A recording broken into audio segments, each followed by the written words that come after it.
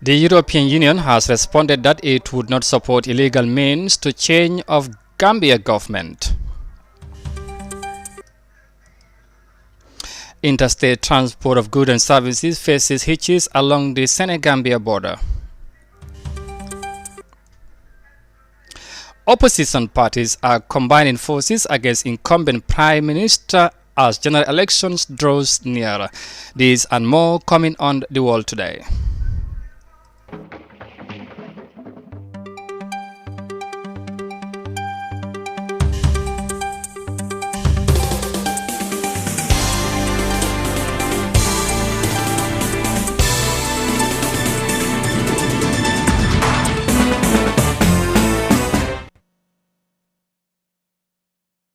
Hello, it is 1700 GMT here in our studios in Banjul. You are watching The World Today on Africa TV. My name is Amadou Kante, and now the news in detail. On the very day of March protests calling for the return of Jammeh, President Adama Barrow was on the same Thursday engaged on a serious cabinet meeting on means to stimulate national development. Presentation of agenda during second cabinet session since in 2020 was done by Vice President and Minister of Agriculture. As we feature in this report, Information Minister Ibrahim Asila shares some of the outcomes of the session at the State House. Details of that in this report. Gambia's cabinet Thursday held its second session in 2020, which was presided over by President Adama Barrow at State House in Banjul. The session deliberated on matters of development, including the revitalization of cooperatives, regulation of veterinary services, and establishment of national early warning system. Minister of Information and Communication Infrastructure Ibrahim Asila, who presented the outcome of the session, said the cabinet discussed a paper presented by the Vice President on the establishment of the National Center for the Coordination of Early Warning Response Mechanisms in the Gambia, saying the response mechanism is part of the initiative under the ECOWAS protocol relating to conflict prevention. He said part of the objective of the Coordination Center is to ensure a systematic monitoring and reporting of early warning indicators. Part of the responsibilities of the National Early Warning Center is to enhance proximity policing and early response at local and national levels, and also minimize the issues associated with the current over-centralized regional response mechanisms. The objectives of the establishment of the National Early Warning Coordinating Center is to ensure the systematic monitoring and reporting of early warning indicators to provide real-time information for appropriate action to be taken by the government. He said during the session, Agriculture Minister also tabled a paper for the revitalization of cooperatives in the existing agribusiness service unit of the Ministry of Agriculture.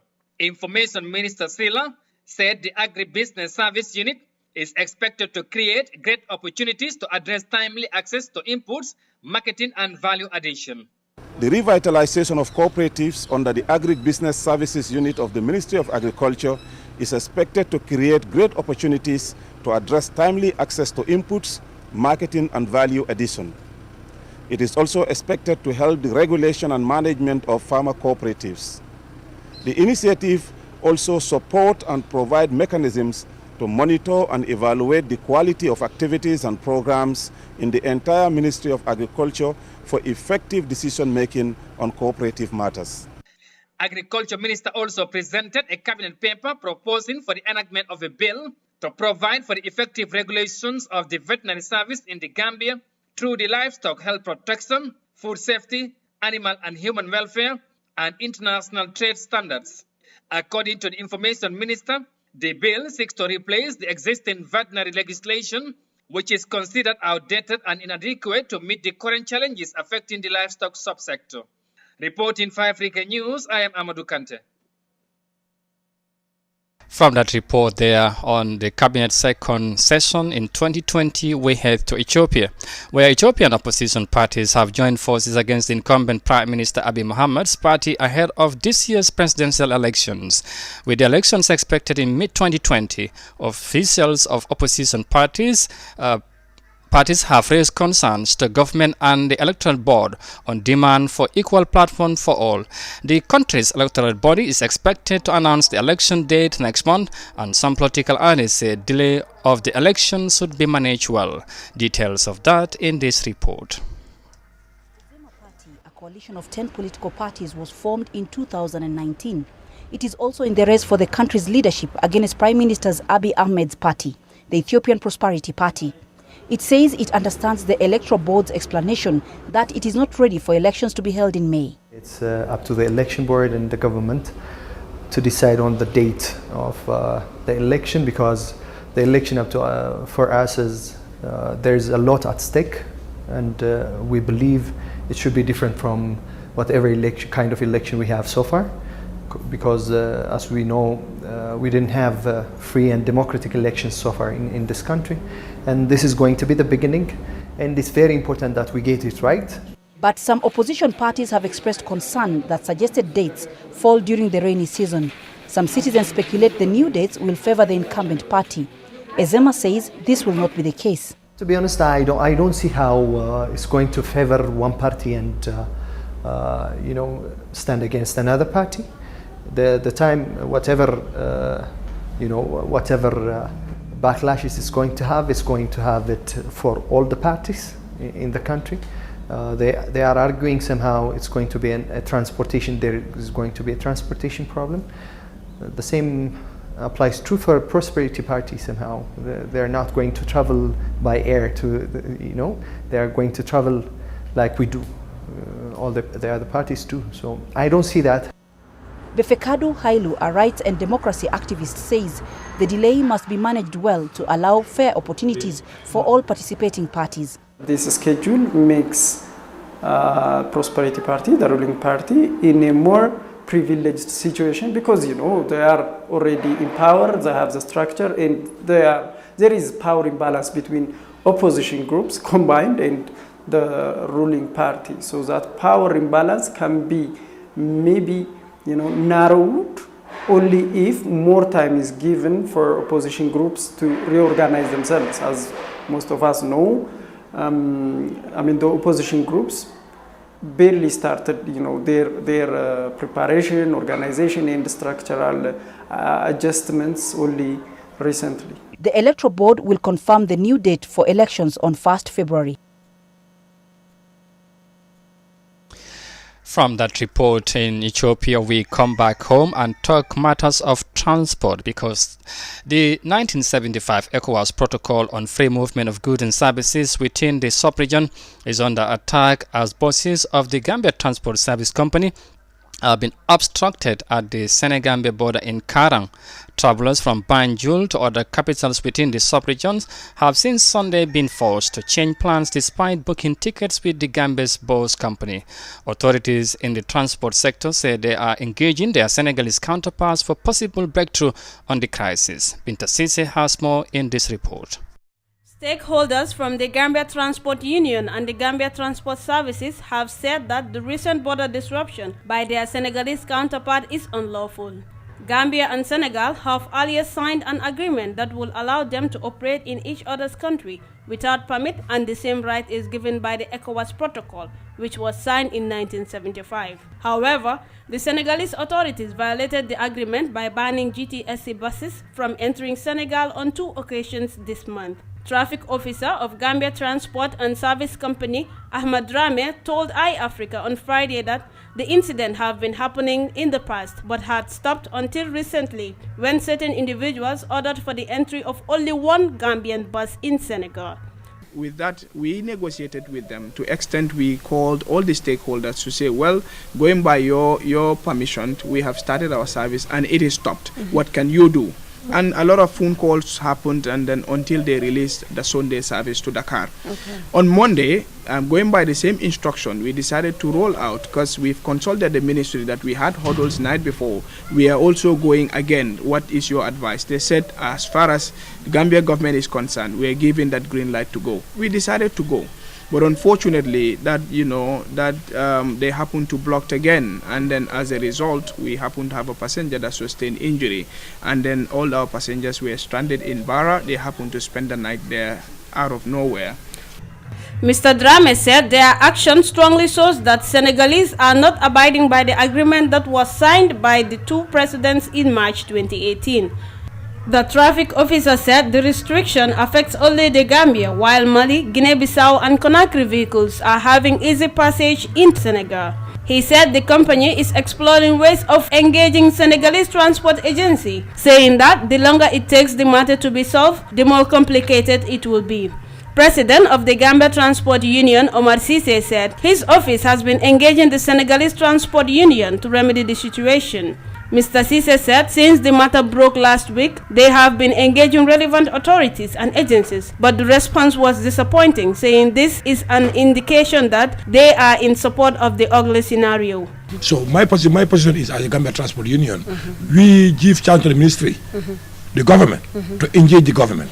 Because the belief I have in transport union is that engagement done? Yeah, the ministry told us they write to the Senegalese authorities, and I think they will later went already.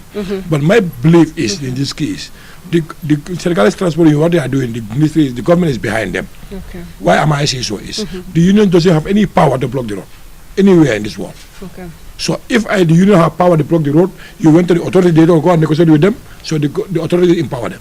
The Transport Union president accused Senegalese government of being in support of the blocking of the GTSC buses, saying that no transport agency has the right to block the road without being backed by the government. Gambia's Transport Union leader said Gambian government is also silent about the matter since the incident. Binta Cisse for iAfrica News. From that report there by Binta Cisse, we will now take a break and come back shortly with the remaining of the stories. Stay with us. We'll be right back.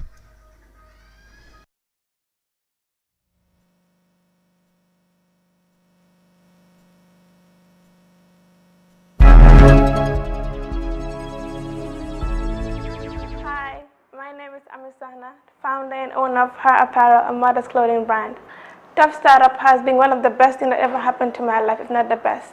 My name is Modula Ahmed Fati, founder, farm manager, ML Poultry. Before Tough Startup 2018, this used to be my poultry house with about 200 chickens.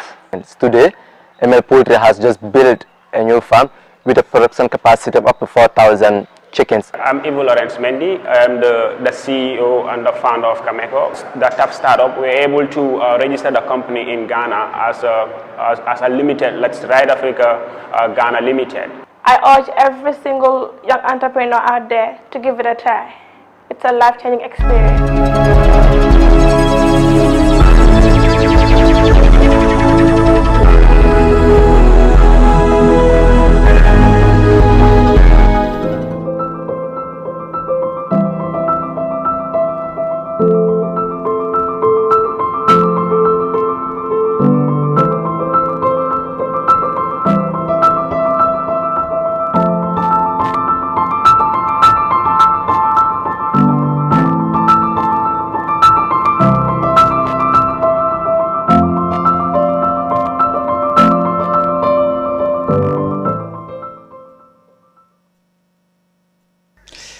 Welcome back. You are watching The World Today on iAfrica TV, and now to the rest of the stories.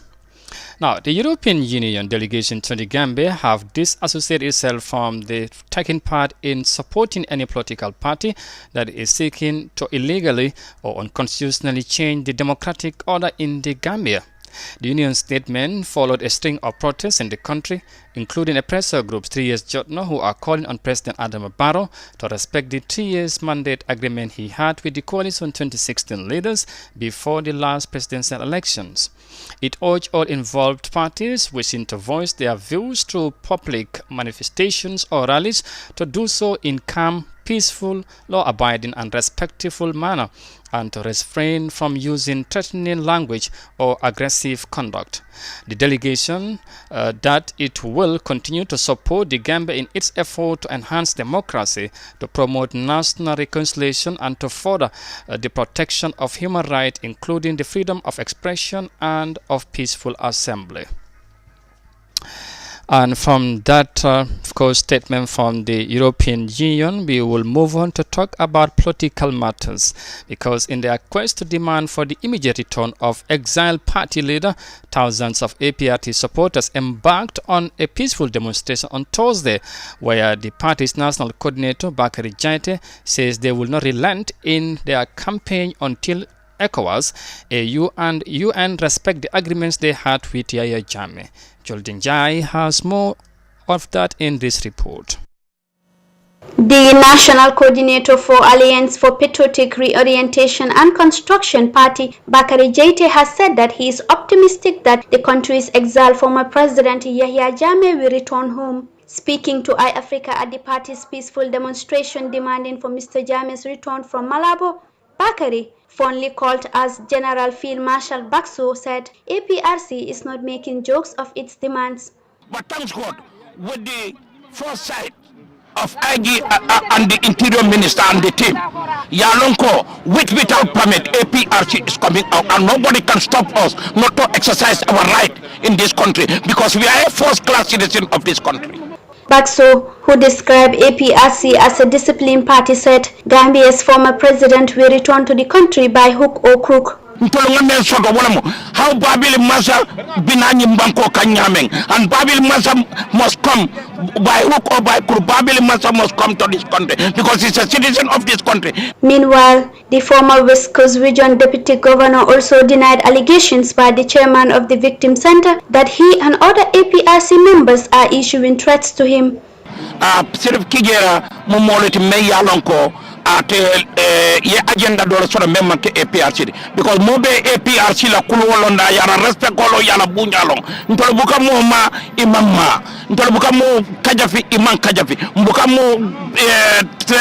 mo threaten sako kalpo ntolo ngam fo sirif kijera wala mo nyente ntolo ma threaten ntolo nga wonna ko ntolo nga na permit sadu nga soto momo mo dingoti ye fintina yenan counter jang ni ye wake wolo ne balo na who is APRC but woto kola Gambia's former president is accused of committing gross human rights violations and corruption during his 22-year rule of the West African nation. He had promised his supporters that he will rule the country for 1 billion years, claiming that he was chosen by God. For iAfrica News, I am Jul Denjai. Thank you very much, Julden Jai. And from that report, finally we head to Nigeria, where the Nigerian government has sent in a lending hand to families of the fallen soldiers who were killed by Boko Haram while on active duties in defense of their nation. The government's move was in response to plea by families who cried of difficult times as a result of the incident. Food and financial support were among the response from the Buhari-led government. More details of that in this report. A rush of excitement here as widows and families of slain soldiers receive relief materials. Life has been difficult for them. With their breadwinners killed in the line of duty, they are left alone to fend for themselves in a harsh economy. But these supplies would help to cushion the effect of the hardship. Well, we know the economy of these days, the economy of our country today. It is not as fair as we know it used to be. And we know a bag of rice costs for about 24,000 to 25,000 naira. And getting a bag of rice for free at this time in 2020 is going to go a long way to sustain the family. Since 2009, Nigerian soldiers have been confronting terrorist groups Boko Haram and ISWAP. Many have lost their lives in the battlefront, but their sacrifices have remained largely unnoticed. But things are about to change for the better, as government is set to implement plans that would enhance the lives of Nigerian soldiers living and fallen. This is the commitment that the federal government, through the president, has made to do better for our veterans and the families of our fallen heroes, and to improve the conditions of those who serve today. And we shall do so incrementally, making provisions in the annual budgets.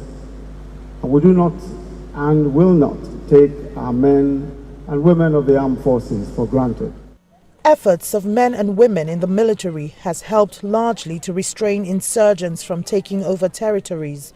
And in a show of appreciation, individuals and groups have also pledged their continuous support for families of the fallen soldiers, especially to sponsor their children in schools. Nigerian government supporting families who lost their loved ones while serving their nation. Well, viewers, that's all we have for you on this World, of course, Today Bulletin. But for more on this and, of course, on other stories, you can also log on our website on iafrica.tv. Once again, I am Amadou Kante, and bye for now.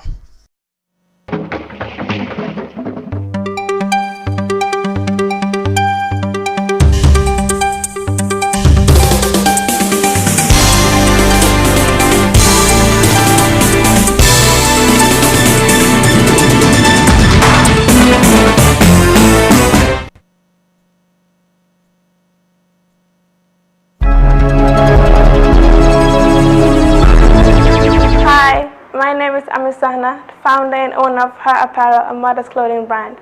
Top Startup has been one of the best things that ever happened to my life, if not the best. My name is 00Gmt Fati, founder, farm manager, ML Poultry. Before Top Startup 2018, this used to be my poultry house with about 200 chickens.